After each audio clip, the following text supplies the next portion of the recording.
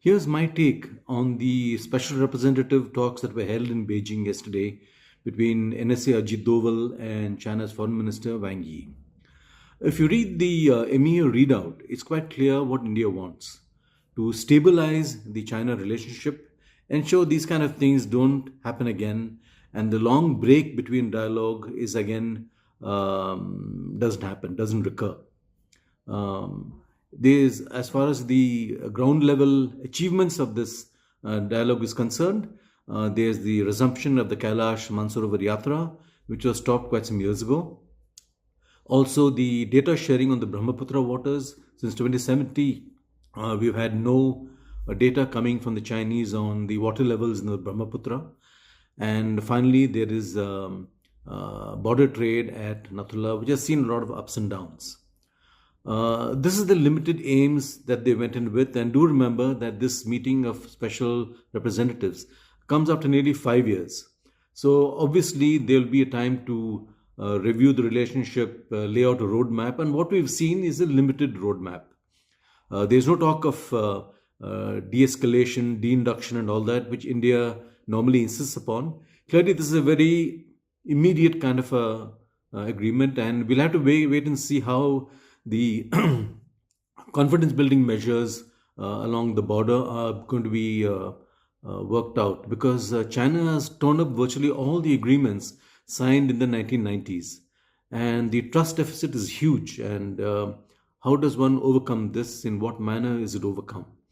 A quick look at what the Chinese have also come out with. Their intentions are a little different. At a time when Trump is going to assume office on January 20th, and the resultant trade and political pressures that are going to be there, I think the Chinese needed to ensure that the Indian flank was kept quiet. So Mr. Doval was given a meeting with China's vice president, who frankly is a non-entity. Also, their focus is on less on the border. They do make the usual ritual references to the border, but their focus is elsewhere. They want normal resumption of ties, political ties, dialogue to resume. They want economic relationship to go forward.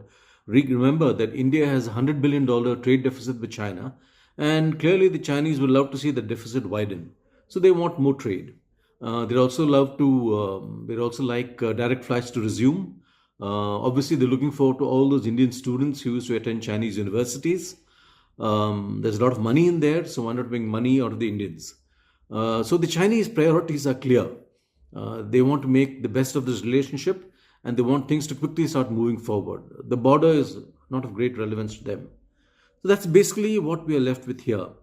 As I said, this is the first meeting. There'll be another meeting next year.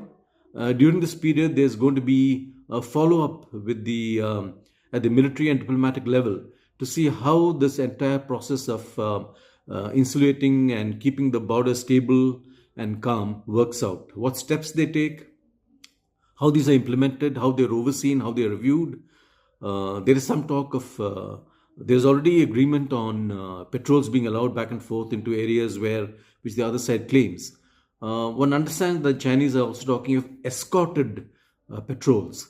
Exactly what this means, we'll get to know perhaps in fairly short order. But that's what we have for now. Some thaw in the relationship has happened. More will happen, I'm sure. But one needs to be clear about what China's intentions are and what India wants.